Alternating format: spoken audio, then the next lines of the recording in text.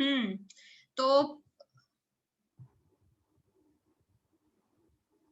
कहाँ गए, सारे आ गए हैं? ओके, हम आस्था शायद H नाम से है। आस्था would be coming soon.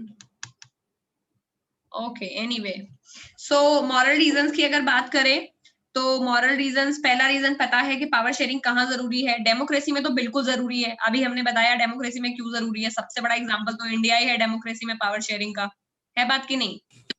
तो जिसलिए इंडिया में पावर शेयरिंग जरूरी है ताकि मोदी जी सबको पाकिस्तान ना भेज दें, वही रीजन है कि डेमोक्रेसी में पावर शेयरिंग बहुत जरूरी है। तो अगर डेमोक्रेसी का मतलब पता है क्या होता है? किसी को डेमोक्रेसी वर्ड का एग्जैक्ट मतलब पता है? डेमोक्रेसी का मतलब, डेमो मतलब पीपल, पीपल यानी ultimate power belongs to people. Democracy का एग्जैक्ट मतलब है that ultimate power belongs to people. तो पावर शेयरिंग के बिना कैसे पॉसिबल है? For the people by the people वाला जो। यस, तो डेमोक्रेसी में अल्टीमेट पावर लोगों के पास होती है और बिना पावर शेयरिंग के ये पॉसिबल ही नहीं है कि सबके पास पावर रहे। तो डेमोक्रेसी का बेसिक फीचर है पावर शेयरिंग। तो अगर कोई मॉरल रीजन पूछे तो पावर शेयरिंग तो जान, स्पिरिट मतलब आत्मा है डेमोक्रेसी की पावर शेयरिंग, उसके बिना तो चल ही नहीं सकता डेमोक्रेसी। दूसरी बात, कोई भी गवर्नमेंट जो है वो लेजिटिमेट तब कहलाती है जब वो अपने सिटीजन्स को पार्टिसिपेट होने के लिए पावर दे। ये नहीं कि किसी ने आपके खिलाफ कोई क्रिटिसिज्म किया तो 144 लगा करके धारा उसको जेल के अंदर बंद कर दो, सीडीसन जो आजकल लग जाता है जेएनयू के स्टूडेंट्स के ऊपर, that is not the spirit of democracy. इसलिए बहुत सारे लोग ये बोलते हैं, जो आजकल पॉलिटिकल इकोनॉमिस्ट या ऑथर वगैरह, वो ये बोलते हैं कि जो इंडिया में करंट सिचुएशन है ना, वो पावर शेयरिंग की नहीं है, वो डेमोक्रेसी की नहीं है। क्योंकि अगर आप अभी कुछ भी एंटी बोलते हैं तो सारे लोग पीछे पड़ जाते हैं। तो बल्कि डेमोक्रेसी का बेसिक फीचर है कि आप ऑपोजिशन क्रिटिसाइज कर सकता है, क्रिटिसिज्म जान है। अगर आप लोगों की पॉलिसी को क्रिटिसाइज नहीं कर सकते, मतलब आप कुछ गलत सुनने को रेडी ही नहीं है। तो इस केस में अगर आप कोई गलत काम कल करेंगे तब भी लोग आपको मना नहीं कर पाएंगे, क्योंकि आप क्रिटिसिज्म के लिए एकदम ओके ही नहीं है। समझ गए? तो पावर शेयरिंग बहुत इंपॉर्टेंट कॉन्सेप्ट है, बहुत ही ज्यादा इंपॉर्टेंट कॉन्सेप्ट है डेमोक्रेसी को रन करने के लिए। और कोई भी गवर्नमेंट, लेजिटिमेट का मतलब क्या है? जिसको लेजिटिमेट मतलब जिसके पास एक्चुअल पावर होनी चाहिए बाय लॉ। बाय लॉ मतलब जैसे कोई भी काम, मोदी के पास आज पावर है बट वो पावर लेजिटिमेट है। क्यों? क्योंकि लोगों ने चुनको उनको वहां बैठाया है। कल को वो कॉन्स्टिट्यूशन में अमेंडमेंट करके ये बोल देंगे अगले 40 साल मोदी जी रहने वाले हैं, तो क्या वो लेजिटिमेट पावर रहेगी? नहीं। लेकिन ये काम चाइना में किया है अभी जी जिनपिंग ने, उसने कॉन्स्टिट्यूशन चेंज कर दिया है और हमेशा के लिए वही प्रेसिडेंट रहने वाला है। तो क्या उसकी पावर लेजिटिमेट पावर है? नहीं है। तो लेजिटिमेट पावर तब होती है जब आपको पावर सही तरीके से मिली हो। और इसी तरह लेजिटिमेट गवर्नमेंट वो होती है जो सही तरीके से फंक्शन करती है, यानी जैसा लोगों को करना चाहिए वैसे करती है। तो लेजिटिमेट गवर्नमेंट वो है जो सिटीजन्स को पार्टिसिपेट करने के लिए पावर देती है, क्योंकि सिटीजन्स लोगों ने ही बैठाया है उसको वहां पर। तो सिटीजन्स को इतना राइट तो होना ही चाहिए कि भैया आपने सड़क क्यों नहीं बनाई, पार्क क्यों नहीं बना, लाइट क्यों नहीं आती हमारे घर, ये सारे जवाब दो। और ये सारे जवाब पूछना ही पावर शेयरिंग है, यानी तुम्हारे पास इतनी पावर है कि तुम ये सवाल पूछ सको। अगर सही समय पे नहीं जागे तो कुछ समय में ये पावर जाने वाली है। केवल सागर सर जागे हुए हैं इस वक्त, बाकी सारे सो रहे हैं। समझ गए? तो पावर शेयरिंग बहुत जरूरी है कि आप ऑपोजिशन की तरह सवाल पूछे, क्रिटिसाइज करें, आपके पास पावर हो। ये है पावर शेयरिंग का बेसिक फंडा। अब पावर शेयरिंग कितने तरीके से होती है? टोटल है 4। ठीक, इन चारों के अंदर जो लिखा हुआ है उसमें नहीं जाते, ऊपर ऊपर देखते हैं क्या है। पहला है हॉरिजॉन्टल। क्या होता है बताओ? पहला, forms of power sharing, horizontal power sharing. दूसरा वर्टिकल पावर शेयरिंग। तीसरा है power sharing among social groups. और चौथा है power sharing among political parties, pressure group. ठीक है, प्रेशर ग्रुप मूवमेंट। ठीक है। जो पहला पावर शेयरिंग है वो है हॉरिजॉन्टल पावर शेयरिंग, जो मैंने अभी बताया था, जो मॉन्टेस्क्यू ने बताया, यानी जुडिशरी, एग्जीक्यूटिव और लेजिस्लेचर। उसको horizontal division of power sharing कहते हैं। उसमें डोमेन ही अलग होती है। मतलब जैसे तुम डॉक्टर कर रहे हो डॉक्टरी, तो क्या तुम्हारा इंजीनियरिंग वाले से कोई कंपटीशन हो सकता है? नहीं, क्योंकि डोमेन ही अलग है। तो उसी तरह हॉरिजॉन्टल में डोमेन ही अलग होती है। लेजिस्लेचर का काम है लॉ बनाना, जुडिशरी का काम है जो लॉ नहीं माने उसको पनिश करना, एग्जीक्यूटिव का काम है लॉ को अप्लाई करना। तो वो है हॉरिजॉन्टल डिवीजन ऑफ पावर। अगला होता है vertical division of power. Vertical division of power में क्या होता है? हायरार्की होती है। हायरार्की मतलब समझते हो कि सबसे ऊपर, उसके नीचे कोई होगा। तो सबसे ऊपर है सेंट्रल गवर्नमेंट, उसके नीचे स्टेट गवर्नमेंट, उसके अंदर डिस्ट्रिक्ट गवर्नमेंट या पंचायती राज इंस्टीट्यूशन। समझ गए? तो वर्टिकल डिवीजन ऑफ पावर का मतलब है कि ऊपर वाले के पास ज्यादा पावर होगी, बल्कि हॉरिजॉन्टल में ये नहीं होता। हॉरिजॉन्टल में तो डोमेन ही अलग होती है। ठीक है, तो हॉरिजॉन्टल का एग्जाम्पल होगा डॉक्टर, इंजीनियर और सीए, तीनों की फील्ड अलग है। वर्टिकल का एग्जाम्पल क्या होगा? Surgeon, senior doctor, junior doctor, compounder, peon. समझ गए? तो ये है वर्टिकल डिवीजन ऑफ पावर। तो vertical division of power same domain में होती है, ऊपर वाले के पास ज्यादा, नीचे वाले के पास में कम। तो ये है मॉडल्स पढ़ने वाले। तो वर्टिकल डिवीजन ऑफ पावर में पूरा डॉक्टरी वाला पर्चा रेडी रखना। तो क्या है? Central government, state government, district government, ये 3 लेवल की गवर्नमेंट है हमारे पास, और इन्हीं 3 लेवल की गवर्नमेंट को फेडरलिज्म भी कहा जाता है। तो federalism is nothing but the vertical division of power. समझ गए? Where you have power in 2 और मोर लेवल्स ऑफ गवर्नमेंट। ठीक है, तो फेडरलिज्म का मतलब होता है जब हमारे पास 2 या उससे ज्यादा लेवल में पावर डिवाइड होती है। ठीक है, जैसे surgeon, senior doctor, junior doctor, compounder, उसी तरह इंडिया में 3 लेवल में गवर्नमेंट डिवाइड है। सेंट्रल गवर्नमेंट जिसके हेड है मोदी जी, स्टेट गवर्नमेंट जिसके हेड है योगी जी, और फिर आकर के नोएडा की अपनी जीनीडा यानी greater Noida industrial authority, municipality है जो हमारी ग्रेटर नोएडा की, वो भी उसी में आएगी। तो डिस्ट्रिक्ट एडमिनिस्ट्रेशन तीसरा लेवल यानी लास्ट लेवल होता है, पंचायती राज इंस्टीट्यूशन उसको बोलते हैं। गांव में सरपंच होते हैं, शहरों में नगर निगम या म्यूनिसिपैलिटी होती है। ठीक है, तो ये हमारे वर्टिकल डिवीजन ऑफ पावर है। 2 डिवीजन ऑफ पावर एकदम समझ।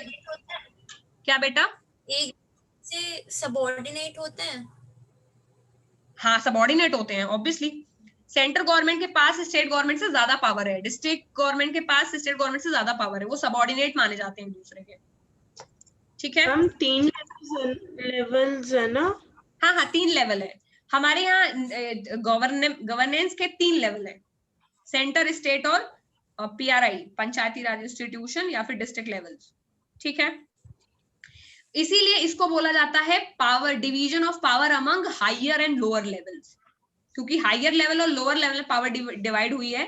तो जो पावर शेयरिंग है वो डिफरेंट लेवल पे होती है। तो पहला क्राइटेरिया था power sharing in different organ, यानी डोमेन ही अलग है, अलग अलग ऑर्गन के बारे में बात चल रही है। फिर डिफरेंट लेवल, सेंटर लेवल पे, स्टेट लेवल और नीचे वाला लेवल। तो 2 तरह का पावर डिवीजन तो हमने पढ़ लिया। तीसरा पावर डिवीजन है सोशल ग्रुप्स। सोशल ग्रुप का मतलब ये होता है कुछ कम्युनिटी हमारे यहाँ सोशली वीकर कम्युनिटी मानी जाती है। जैसे अपने यहाँ है SC ST, हमेशा के लिए मान ली गई हैं। अब तो ये डिसएडवांटेज कम्युनिटी, इनको जीवन भर अनवरत हजारों करोड़ों सालों तक अब रिजर्वेशन मिलने वाला है। तो ये है वो कम्युनिटी। ये तीसरी वाली। क्या बेटा? सैलरी कम है उसके हिसाब से रहना चाहिए था, कास्ट से हाँ वही। कास्ट वाला सिस्टम तो मैं भी मानती हूँ थोड़ा गड़बड़ है, लेकिन क्या करें। तब इन लोगों को नीचे ऐसे दिखाते थे, बट अब थोड़ी करते हैं कुछ। हम अब तो है ही नहीं, पहले होता था तब भी कि अच्छा तुम ये, अब तो जो लोग वो नीचे कास्ट के होते हैं उनके पास ज्यादा होता है। हाँ, लेकिन अब वो है ना बेटा कि इंडिया में बहुत सारी चीजों कोई लॉजिकल एक्सप्लेनेशन नहीं है, वो बस चल रही हैं। पर अभी हटा देंगे तो लोग भड़क जाएंगे, इसीलिए कोई हटाता भी नहीं है। कोई इसीलिए नहीं हटाता क्योंकि जो हटाएगा उसकी सरकार दोबारा कभी नहीं आएगी इंडिया में। तो जिस पॉलिटिकल पार्टी को अपना फ्यूचर हमेशा के लिए खत्म करना हो वो कर सकती है ये काम। ठीक है, पर फिर वाली आएगी तो वो प्रॉमिस करेगी कि हम रिजर्वेशन वापस लाएंगे, तो वैसे वापस ही आ जाएगा। दूसरी वाली दोबारा लाना मुश्किल है। जैसे एक बारी अगर 370 हटा दिया, एक बारी जम्मू एंड कश्मीर को बना दिया स्टेट से यूटी, तो अब दोबारा थोड़ी स्टेट बनेगा। तो वैसे ही बहुत लोग मौके में बैठे हुए हैं कि दोबारा कभी रिजर्वेशन नहीं लाएंगे, तो वो लोग नहीं वोट करेंगे। लेकिन हटाए कौन, ये प्रॉब्लम है, और ये सबसे बड़ी प्रॉब्लम है जो कि कभी सॉल्व नहीं होगी इंडिया के केस में, क्योंकि हमारी 70% पॉपुलेशन आती है रिजर्वेशन में। पता नहीं है कौन सी रिजर्वेशन की कैटेगरी है, 70% पॉपुलेशन को रिजर्वेशन मिला हुआ है, 30% जो पॉपुलेशन को रिजर्वेशन नहीं है। जो 70 SC ST, yes, they are more in number. तुम्हें पता है जनरल कास्ट पूरी आबादी की कितनी है? कितनी? 11%. ले We are only 11% of the total population. General caste जिनको रिजर्वेशन नहीं मिलता।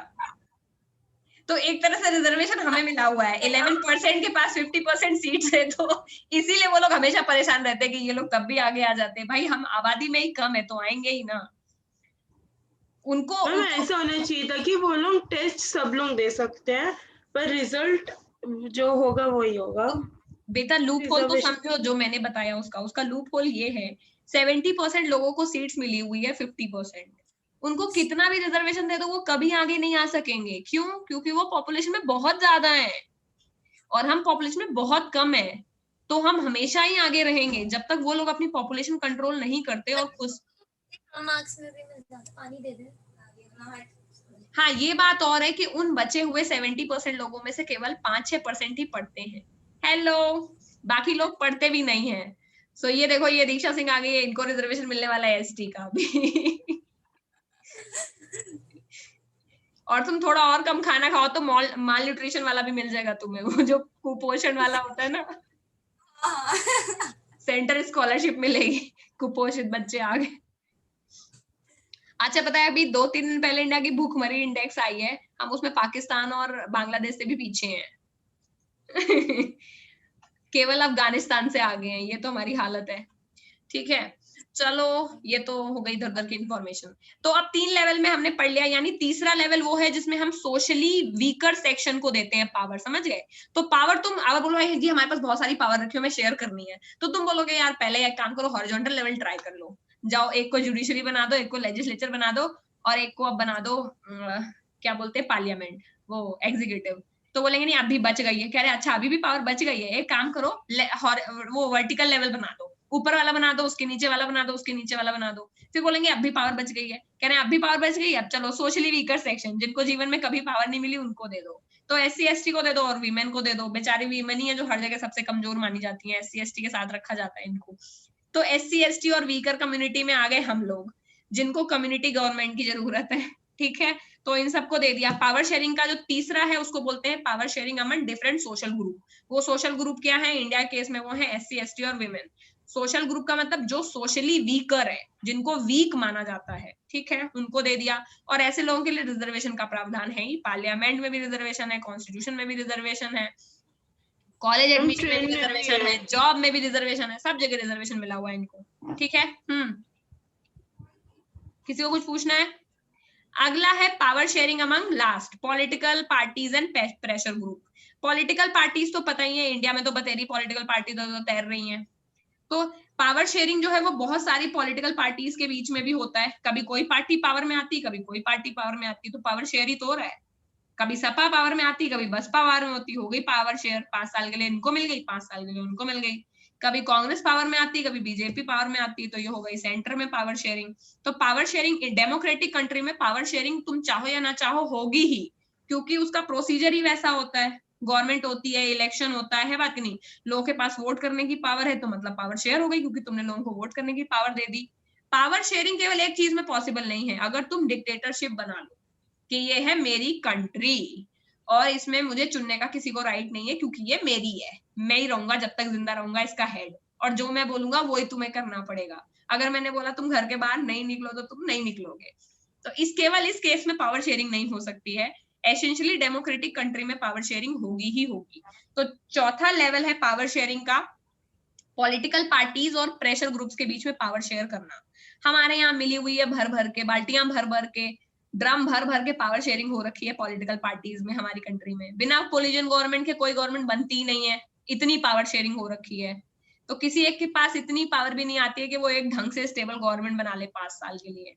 उसमें भी कई बार सरकारें गिर जाती हैं, इतनी ज्यादा पावर शेयरिंग है हमारी कंट्री में। सबके पास थोड़ी थोड़ी मिली हुई है, जोड़ जोड़ के फिर। हाँ, कोलिशन गवर्नमेंट है, सेंट्रल गवर्नमेंट जो है अभी बीजेपी, वो भी एनडीए की है ना, वो भी तो कोलिजन है। बीजेपी का कोलिजन गवर्नमेंट का नेम है NDA. BJP is a collection of so many small small parties और उसका नाम है एनडीए। वैसे ही यूपीए कोलिजन है उसका, कांग्रेस का। इनको सिंगल मतलब नहीं है। क्या बोल रहे हो बेटा? मैम खलील्स डिलेमा जो है वो मतलब एग्जाम के लिए नहीं है? ना ना ना, इम्पोर्टेंट नहीं, नहीं। मैम हमारी मैम अजीब है, उन्होंने हमसे पूरी मतलब 2 पेज लिखवाया है, काहे कि ये एग्जाम में 100% क्वेश्चन आएगा। ये तो बस समझने के है ना, ये तो थोड़ी आएगा। पता नहीं बेटा, अगर उन्होंने लिखवाया है तो बस पढ़ लो, मैं क्या बताऊं। बाकी रिकॉर्ड तो नहीं कहता है बोर्ड्स का ऐसा। ठीक है। मैम आता नहीं है तो स्टोरी दे दिया एक बच्चे की। खलील्स डिलेमा आप पढ़ लो, स्टोरी तो है जरा सी, क्या ही है उसमें। तो पावर शेयरिंग में हमको बेसिक बेसिक कॉन्सेप्ट पता चल गया कि कितने तरह से होती है, 4 तरह से होती है। सोशल ग्रुप कुछ है, ये सब कुछ है इंडिया में, सब कुछ है ना। तो हमारी इंडिया टोटली तरह से पावर शेयरिंग के लिए इतनी ज्यादा रेडी है कि किसी एक के पास इतनी पावर है ही नहीं कि कंट्री में कुछ सुधार सके। इसलिए हमारी कंट्री में कुछ सुधरता ही नहीं है, क्योंकि सबके पास पावर है। जितनी पावर गवर्नमेंट के पास में उतनी ऑपोजिशन के पास में है। तो ज्यादा पावर शेयरिंग भी नुकसानदायक है। उस केस में कोई डिसीजन लेने वाला ही नहीं होता है। एक बोलेगा दूसरा मना कर देगा, क्योंकि सबके पास पावर है, सभी नेता है यहाँ पर। ठीक है। तो कोलिजन गवर्नमेंट हमारे यहाँ बहुत ज्यादा चलती है, क्योंकि कोई सिंगल पार्टी है ही नहीं जो मेजोरिटी जीते और पावर में आए। तो पावर शेयरिंग हमारे यहाँ बहुत अच्छी है। उसी तरह कुछ इंटरेस्ट ग्रुप होते हैं जिसको बोलते हैं doctor union, labour union, business union, industrial union. ये लोग भी अपने अधिकारों के लिए गवर्नमेंट को नोचते रहते हैं टाइम टाइम पर, हमारा वेतन बढ़ाओ, हमारे साथ ये गड़बड़ क्यों किया, लेबर्स के साथ गड़बड़ क्यों किया, फार्मर्स के साथ गड़बड़ क्यों किया, फार्मर यूनियन, बिजनेसमैन की यूनियन, ट्रेडर यूनियन। तो ये सारे प्रेशर ग्रुप्स होते हैं। प्रेशर ग्रुप वो ग्रुप होते हैं जो प्रेशर डाल के गवर्नमेंट से पॉलिसी चेंज करवाना चाहते हैं, समझ गए। फॉर एग्जाम्पल नर्स लोगों को अपनी सैलरी बढ़वानी होगी तो वो सारी जंतर मंतर में बैठ जाएंगे, तो उनको बोला जाएगा प्रेशर ग्रुप, और तब तक बैठ रहेंगे जब तक उनकी सैलरी बढ़ानी दी जाएगी। तो pressure group is a kind of social group. वो क्या करता है, एम करता है गवर्नमेंट पे प्रेशर डालने का, ताकि वो अपनी पॉलिसी चेंज कर दे। सिंपल इतना ही डेफिनेशन है प्रेशर ग्रुप का। तो इस तरह के कुछ प्रेशर ग्रुप्स होते हैं। कुछ मूवमेंट होते हैं, जो अभी हरियाणा से किसान मोर्चा चल रहा था, जिसमें किसानों के खिलाफ कुछ ना कुछ चलता रहता ना हमारे यहाँ आंदोलन। तो मूवमेंट का मतलब है आंदोलन। तो ये सारे भी पावर शेयरिंग के ही एग्जाम्पल है। क्योंकि अगर तुम हिटलर की कंट्री में रह रहे होते तो प्रेशर ग्रुप वाले भी तो सब मरवा दिए होते उसने, मूवमेंट वाले सबको जेल भेज दिया होता उसने, बाकी सारी पॉलिटिकल पार्टीज उसने बैन कर दी होती। सोशल ग्रुप का मतलब ही नहीं बनता। उसका तो मतलब था कि औरतें ज्यादा ज्यादा बच्चा ही दे सकती हैं, तो औरतों को तो हटा ही दो। क्रिपल्ड और ज्यूस को तो उसने वर्ल्ड वॉर में ही मरवा दिया था, तो सोशल ग्रुप भी बचे नहीं। हॉरिजॉन्टल और वर्टिकल डिवीजन ऑफ पावर का कोई मतलब ही नहीं बनता, क्योंकि वही लॉ था, वही लॉयर था, वही जज था। तो ये हिटलर की जो जर्मनी थी उसमें बिल्कुल भी पावर शेयरिंग का कोई कॉन्सेप्ट नहीं था। ठीक है। तो हमारे यहाँ ये सारी चीजें, हमारे यहाँ प्रेशर ग्रुप भी है, डॉक्टर यूनियन, ये यूनियन, लेबर यूनियन, मूवमेंट भी हमारे यहाँ चलते रहते हैं। कभी तेलंगाना में मूवमेंट चलता है, कभी कर्नाटका में मूवमेंट चलता है, कभी बिहार में मूवमेंट चल रहा होता है। तो ये उसमें पावर शेयर हो जाती है। पॉलिटिकल पार्टीज तो बतेरी हमारे यहाँ में लग रहा है कम से कम 400-500 तो होंगी। इतनी पॉलिटिकल पार्टीज हैं, तो उन सब के बीच में भी पावर शेयर्ड रहती है। किसी का एक कैंडिडेट जीत जाता है, किसी के 2, समझ गए। तो बहुत सारी पावर पॉलिटिकल पार्टीज के बीच में पावर शेयर होती है। सोशल ग्रुप्स में भी है। SC ST ने तो नाक में दम कर रखा है पावर ले लेकर के। वीमेंस को भी अब बहुत जगह रिजर्वेशन मिलने लगा है, पार्लियामेंट में बस नहीं मिला है, मिलने वाला है कुछ टाइम में वहां भी। तो बस हो गया। तो इसी के साथ हमारा ये पूरा चैप्टर खत्म हो गया। अब हम ये देख ले हमने सीखा क्या। चलो चलते हैं क्वेश्चन पर। पहले करेंगे टेस्ट होगा, टेंशन मत लो, सारे टेस्ट होंगे। हाँ हाँ, टेस्ट तो पक्के होंगे, लेकिन 2-2 चैप्टर के इकट्ठे होंगे, ज्यादा टेस्ट नहीं देने पड़ेंगे और इजी इजी आएंगे। आप देखो पहला CBSE क्वेश्चन, MCQ बस एक MCQ में होगा या रिटन जैसे होता है? ना ना बेटा, रिटन होगा। MCQ वाले तो मैं केवल वाइवा में पढ़ाती हूँ, उनको टाइप करने की मेहनत नहीं करती मैं। क्विज ले लो। MCQ वाला ना ऑनेस्ट भी नहीं रहता, मतलब ज्यादा। वही तो मैम, क्योंकि ये सब एकदम नेट में मिल जाता है, तो मैथ साइंस में ऐसे कोई भी ऊपर आ जाता है MCQ वाले में। अच्छा ठीक है, अब चलो कुछ क्वेश्चन देखते हैं जो हमने पढ़ लिए। पहला है 2 लैंग्वेजेस जो बेल्जियम में बोली जाती हैं। कर लोगे आंसर? कहाँ पे? Question number 3, 2 languages which are generally spoken in Belgium. कर लोगे आंसर? French and Dutch. आ गई फटाफट। Question number 4, what were the causes of ethnic tension in Brussels? Brussels में ethnic tension क्यों चल रही थी? क्योंकि मतलब मेजॉरिटी, ज्यादा थे पूरी कंट्री में, और फ्रेंच क्योंकि स्पीकिंग डच लोग पूरी कंट्री में ज्यादा थे, लेकिन ब्रुसेल्स में वो माइनॉरिटी थे। माइनॉरिटी थी कैपिटल में। अच्छा, कम्युनिटी गवर्नमेंट को कौन इलेक्ट करता है बेल्जियम में? कमेटी के लोग, कम्युनिटी के लोग, जो लोग होते हैं वही कम्युनिटी गवर्नमेंट को बनाते हैं। मेजोरिटेरियनिज्म क्या होता है? मतलब जो मेजोरिटी अपना चलाना जब चाहती है। मेजोरिटी रूल करती है। अपना चलाते हैं। बेसिक सोशल डिवीजन श्रीलंका में कौन से हैं? एक तो रिलीजियन मैम, जैसे सिन्हाला स्पीकिंग और तमिल स्पीकिंग, और फिर उनकी वो मतलब उसमें भी मुस्लिम इंडियन और बुद्धिस्ट, जैसे इंडियन हिंदू और मुस्लिम और बुद्धिस्ट। ओके। श्रीलंका मेजोरिटी, कौन सी कम्युनिटी श्रीलंका में मेजोरिटी में है? Sinhala. Sinhala. Which country adopted Buddhism as official religion? Sri Lanka. Sri Lanka. अब मुझे नहीं लगता है which are the two main social group in Sri Lanka? Sinhalese Sinhala और and तमिल। सीबीएसई वाले केवल कर रहे हैं क्योंकि बाकी फर्जी है, वो सब इतने आते नहीं है। श्रीलंका इमर्ज कब हुआ इंडिपेंडेंट नेशन में? 1948। हमारा पड़ोसी है, हमसे 1 साल बाद हुआ था। ठीक है। वर्टिकल डिवीजन ऑफ पावर में give an example of horizontal sharing of power. मतलब हॉरिजॉन्टल शेयरिंग ऑफ पावर का एग्जांपल क्या होगा? Doctor, engineer, CA. नो ओहो, वो तो पढ़ा लेजिस्लेटिव, समझाने के लिए। Executive, judiciary. अच्छा, लेजिस्लेचर, एग्जीक्यूटिव और जुडिशरी। वो तो हाय राम, हार्ट अटैक दे दोगे मुझे, इतना आता भी है तब भी गलत। ये है silly mistake when you know everything. हाँ I know, I understand, you knew it well. तो वर्टिकल डिवीजन ऑफ पावर का एग्जांपल होगा जुडिशरी, जो मैंने 10 बार चिल्लाया, एग्जीक्यूटिव, लेजिस्लेचर। इजी लग रहा है? कुछ समझ आ रहा है? ये ऑर्गन्स है, ये एग्जांपल में थोड़ी आएगा मैम। इंडियन लगा दो इनके आगे, बन गया example. Indian legislature, Indian judiciary, Indian executive. इतना दिमाग नहीं है बोर्ड वालों के पास में, तुम जितना रीजनेबल सोच रही हो कि ये सब चीज ऐसे पूछते हैं। बहुत सारी चीजें तो बहुत बेवकूफी वाले भी पूछते हैं। ठीक है। उसके बाद बस बाकी सब कर ही लोगे। पहला क्वेश्चन है शॉर्ट में, what is the population of Belgium? Ethnic composition को डिस्क्राइब करो। हमने वही किया है पूरी क्लास में, बस एथनिक कॉम्पोजिशन ही डिस्क्राइब करी, किसकी कितनी परसेंटेज है। ये अच्छे से करनी है, एथनिक कॉम्पोजिशन ही आती है। फिर बेल्जियम श्रीलंका ने सिचुएशन को कैसे डील करा, दोनों में कंपैरिजन कर देना। एक के यहाँ सिविल वॉर हो गया, दूसरे के यहाँ प्यार मोहब्बत से हो गया। I think we are more और लेस डन विद दिस। इसके मेजर क्वेश्चन हम जो शॉर्ट और लॉन्ग टाइप के होंगे उसको करेंगे। ठीक है। फिलहाल के लिए आपको वेरी शॉर्ट और शॉर्ट अच्छे से लर्न करने हैं, लॉन्ग वाले हम रिवीजन में इसके देखेंगे। ठीक है, क्योंकि chapter is almost done. Almost क्या, पूरा ही चैप्टर खत्म हो चुका है। वेरी शॉर्ट और चेक एंड बैलेंस कहते हैं ना हॉरिजॉन्टल को, चेक एंड या ओके। और system of check and balances का मतलब होता है, जैसे कि मैं एग्जांपल पहले देती हूँ फिर इसका मतलब बताती हूँ। जैसे कि अगर पार्लियामेंट ने कोई खराब लॉ बनाया है इंडिया में, तो जुडिशरी क्या करेगा, उस लॉ को स्ट्रक डाउन कर देगा कि आपका ये लॉ ठीक नहीं है। समझ गए? उसी तरह से अगर जुडिशरी ने कोई गलत डिसीजन दिया तो जज को पार्लियामेंट में इम्पीच किया जा सकता है, मतलब उसको नौकरी से निकाल सकते हैं। ठीक है। तो ये है system of checks and balances. Horizontal आपने पावर डिवाइड तो कर दी है, मतलब तेरी मेरी डोमेन बराबर है, लेकिन इसका ये मतलब नहीं तू डॉक्टर में इंजीनियर तो तू किसी को मार भी सकता है ऑपरेशन में। ना, अगर ऑपरेशन में मारोगे तो फिर जेल हो जाएगी।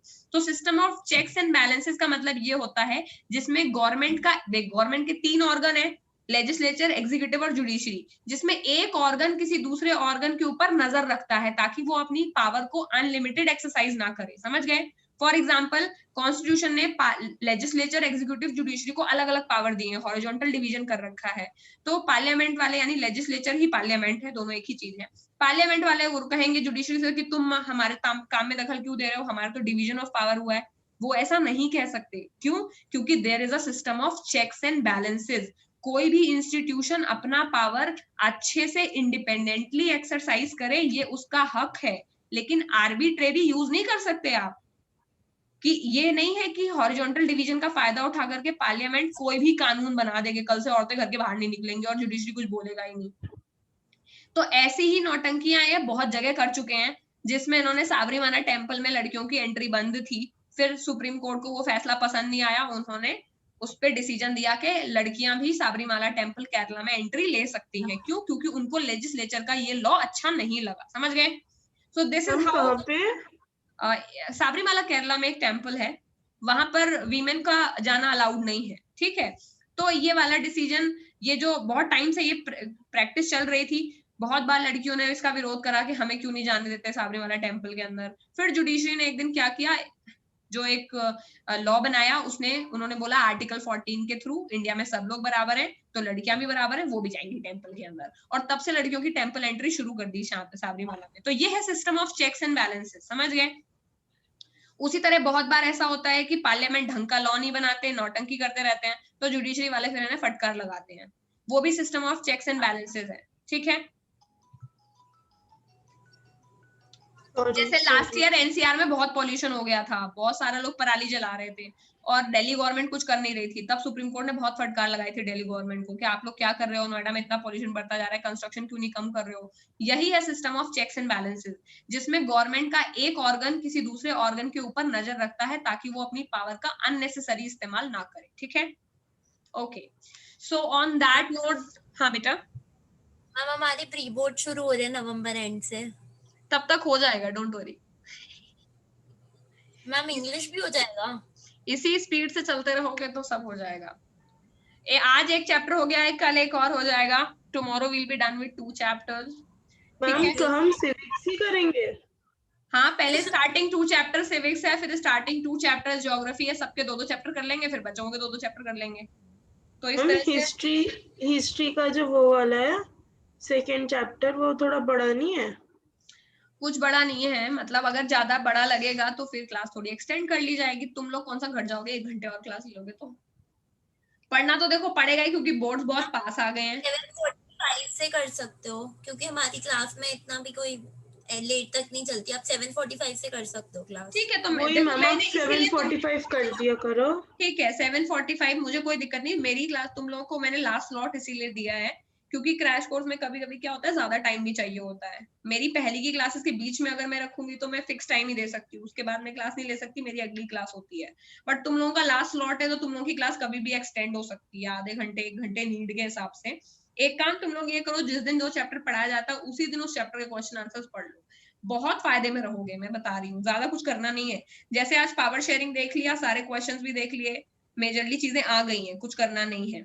उसी तरह कल हम एक और चीज करेंगे, फिर सीधे हम पहुंचेंगे ज्योग्राफी की तरफ, ठीक है। हिस्ट्री में लास्ट में इसलिए कराना चाहती हूँ, पहली बात तो उसके चैप्टर बड़े हैं, दूसरा तुम लोगों से भूलोगे बहुत ज्यादा, तो मैं ये नहीं चाहती कि मैं बहुत रटता है, ज्योग्राफी में भी तो पूरा रटता ही रटता है। ज्योग्राफी तो फिर भी समझ लोगे, लेकिन जो समझने वाली चीज है वो पहले कर लो, तो उससे क्या होता है, अंडरस्टैंडिंग कभी बेकार नहीं जाती। लेकिन अगर अभी पहले रटने वाला काम कर लिया तो 2 महीने बाद फिर रटना पड़ेगा। इसीलिए शुरुआत ऐसे चैप्टर से कर रहे हैं जो समझने वाले हैं, लास्ट में तो रट्टाफिकेशन करना ही है, ठीक है। तो प्री बोर्ड से जस्ट पहले अपन हिस्ट्री कर लेंगे ताकि प्री बोर्ड में अच्छे से परफॉर्म कर ले, वो लर्न हो जाए, और उसके पहले हम बेसिक चैप्टर्स निपटाते हैं जिनको केवल हमें समझना है, ठीक है।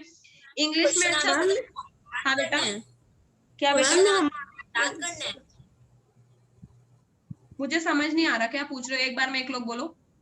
क्वेश्चन आंसर याद करने वाले। हाँ यस, आपको very short and short question answers याद करने हैं, आपको सारे आते होंगे। It will hardly take 15 to 20 minutes, try it, इतने में हो जाएंगे। एक बार लॉन्ग वाले अभी नहीं करने हैं, लॉन्ग वाले भी याद करने की जरूरत नहीं है, ठीक है। वो हम लोग जनवरी में, क्योंकि तुम लोगों के प्री बोर्ड में भी शॉर्ट, प्री बोर्ड से जस्ट पहले हम जब रिवीजन करेंगे तब उसमें हम कर लेंगे, नहीं तो फिर हम प्री बोर्ड के टाइम पे लॉन्ग कर लेंगे, ठीक है। क्योंकि लॉन्ग इतने ज्यादा आते नहीं, ज्यादातर फंसोगे शॉर्ट में और एमसीक्यूज और वेरी शॉर्ट में ही, ठीक है। लॉन्ग कर लोगे तुम लोग, तो लॉन्ग राइटिंग। हाँ बेटा। मैम जैसे है ना, हमारी सीबीएसई की एनसीईआरटी की बहुत मतलब अलग अलग ईयर की बुक है, तो जैसे बहुत जगह पे ना डेट्स अलग है। जैसे हम लोगों की बुक में सिन्हाला 74 है, पर जो पुराने बच्चों की बुक है उनके में 81 है। नहीं तो पुरानी गलत है, new NCERT is correct, 74 is correct. Last year भी ये डाउट था, 74 इज करेक्ट।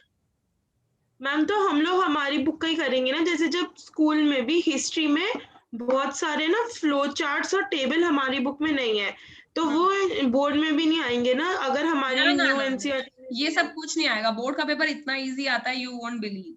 मतलब तुमने जितने सबके क्यों नहीं आते, क्योंकि सब लोग बेटा वर्ड टू वर्ड पढ़ के नहीं जाते हैं ना। तुम्हें लगता है कि सब लोग मेहनत करके जाते होंगे, सब इतनी मेहनत करके नहीं जाते।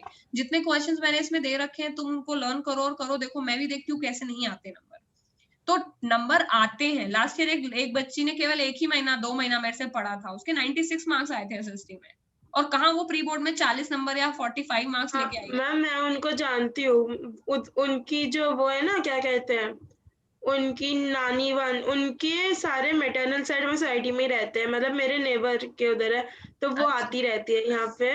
हाँ हाँ हाँ, तो क्योंकि उसने कर लिया, वो एक्चुअली क्या है ना, लॉजिकल समझने वाली चीज है, she was very good at logics.